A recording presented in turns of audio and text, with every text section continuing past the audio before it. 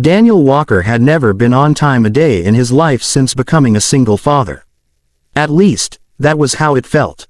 Between juggling construction site shifts that stretched long into the evenings, grocery shopping, cooking, laundry, and the endless surprises that came with raising an 8-year-old girl, time always seemed to run faster than he could catch it.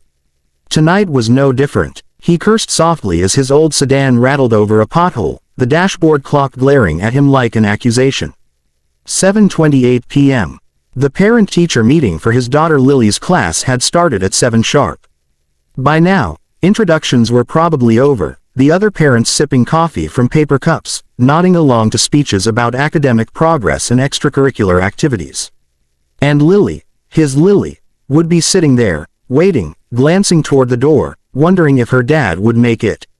The thought gnawed at Daniel's chest. Lily never asked for much. She was one of those rare kids who understood more than she should, who rarely complained about the things missing from her life.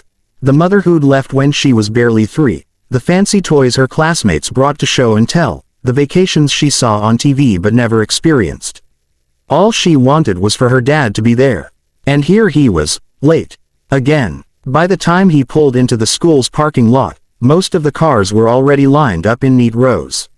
He killed the engine, leapt out, and jogged across the pavement, nearly tripping over his own worn-out boots.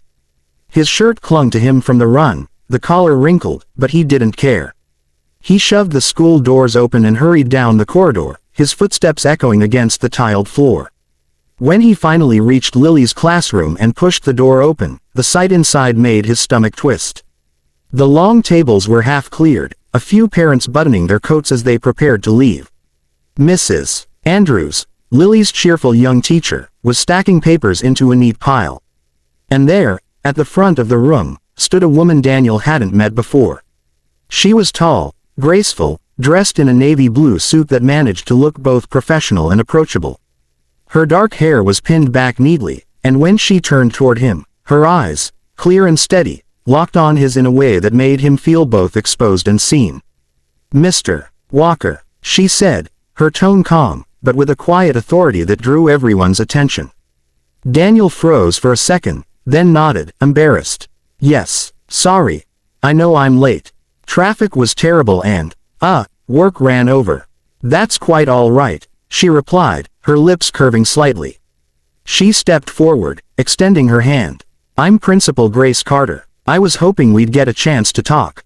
Daniel blinked, taken off guard. The principal. He had expected maybe a few hurried words with Mrs. Andrews before they turned out the lights. Not a sit-down with the head of the entire school. His pulse quickened, though he couldn't quite tell if it was nerves or something else. Before he could respond, a small voice called out, "Daddy." Lily sat at her desk near the front, her little notebook open before her. Her curls framed her face, her pencil clutched in her hand. She looked up at him with those wide, earnest eyes that never failed to undo him. The worry in them melted the moment she saw him. Daniel crouched beside her, brushing a curl from her cheek. "Sorry, Bug," he whispered. "I'm late again." She shook her head, smiling shyly. "It's okay. You came." Those 3 words cut straight through him. You came. For Lily, that was enough. For Daniel, it felt like the bare minimum. When he stood again, Grace gestured toward the back of the classroom where a small table and 2 chairs sat. "Shall we?" Daniel hesitated, then followed. He sat stiffly, feeling suddenly aware of his calloused hands, his faded jeans, the dirt still clinging to the edge of his work boots. Grace Carter, on the other hand, looked every bit like she belonged in control of a boardroom. She folded her hands, studying him for a moment before speaking. "Lily is an exceptional student," she began. "Bright, inquisitive, kind. Always looking out for her classmates. But what stands out the most to us is her resilience." Daniel frowned slightly. "Resilience. Yes," Grace said softly. "She talks about how it's just the 2 of you. How you cook her meals, help her with projects, even do her hair in the mornings." Her gaze softened, a flicker of admiration in it. "She's proud of you." Daniel shifted in his seat, caught off guard. I just try to keep up. Honestly, the braids never look quite right." Grace chuckled lightly, the sound warm. "She says you're her hero." The words hit harder than he expected. Daniel swallowed, his throat tightening. For years, he had carried the quiet fear that he wasn't enough for Lily, that she needed more than one parent, more than late dinners and second-hand shoes, more than a father constantly stretched thin. To hear this, from his daughter's own lips, through the voice of the principal, it was almost too much. "I don't know about Hero," he said hoarsely. "I just do what I can." Grace tilted her head, her eyes holding his a little too long. It wasn't just a professional look, it was personal, almost searching, as though she wanted to understand the man behind the tired smile. After a moment, she leaned forward slightly, lowering her voice. "Mr. Walker, would you be willing to meet with me privately later this week? There's something I'd like to discuss with you." Daniel blinked. About Lily. Her eyes flickered with something unreadable, a mix of professionalism and something else he couldn't quite place. "Partly, but also, about you." His heart gave a strange jolt. "Me?" Before Grace could elaborate, Lily bounded up with a piece of paper in her hands. "Daddy, look," she said excitedly. "I drew us as superheroes." Daniel took the drawing, his chest tightening as he studied the two caped figures she'd sketched. One had messy hair that looked suspiciously like his own, the other had curly pigtails flying behind her. Above their heads, in blocky crayon letters, she had written, "Daddy and me, the dream team." Daniel laughed softly, hugging her close.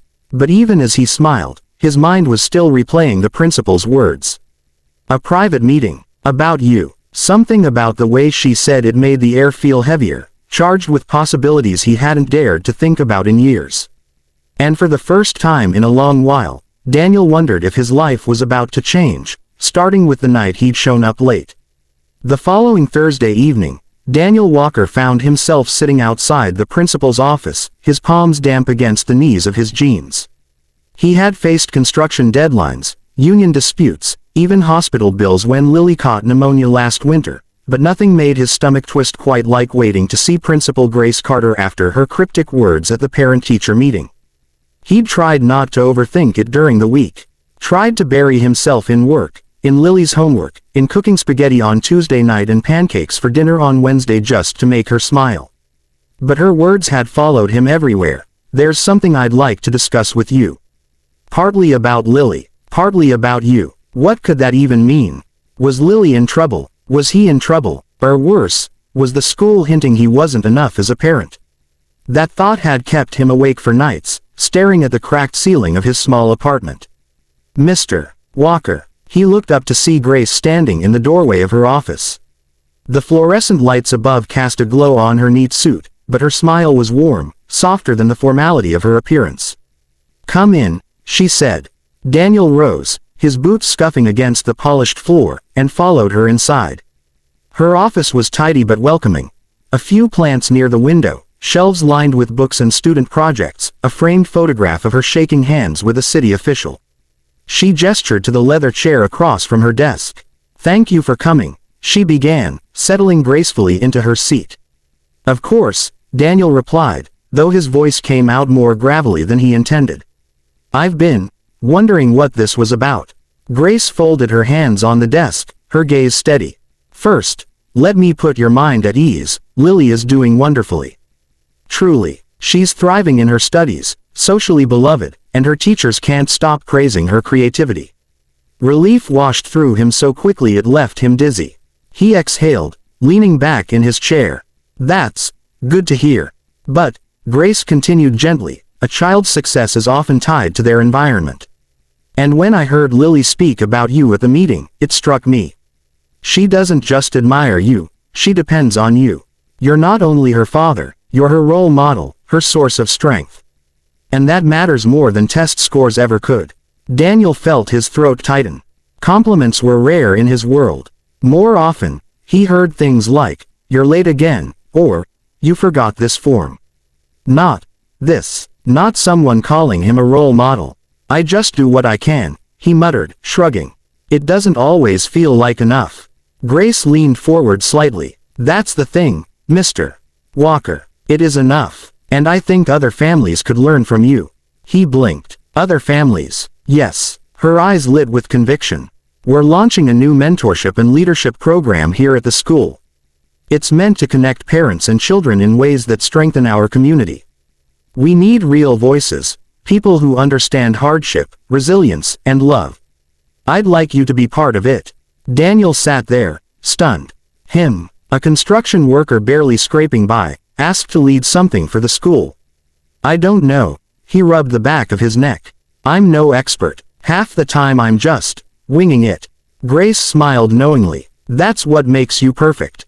Parents don't need another lecture from professionals. They need someone real, someone who's living it, day by day. And I believe you can give them that." Her confidence in him was disarming.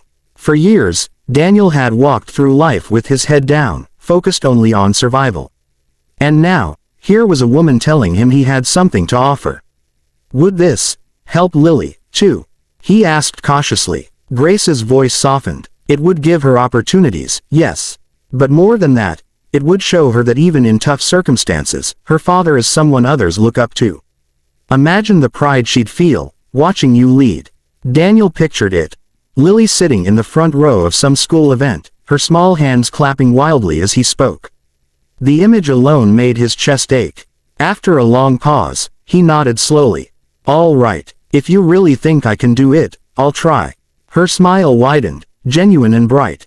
I don't just think you can.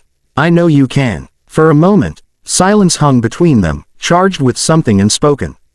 Daniel shifted, ready to stand, but Grace's expression changed, more hesitant now, more personal. There's something else, she said softly. His pulse quickened. Something else. She hesitated, almost as if debating whether to continue. Then she drew in a breath and met his eyes. This isn't just about mentorship or school programs. When I saw you at the meeting, when I saw the way Lily looked at you, the way you spoke about her, it reminded me of what real devotion looks like. It's rare. It's inspiring. Daniel stared, caught between disbelief and confusion. Was she just being kind, or was there something beneath her words? Grace continued, her voice steady but her cheeks faintly flushed.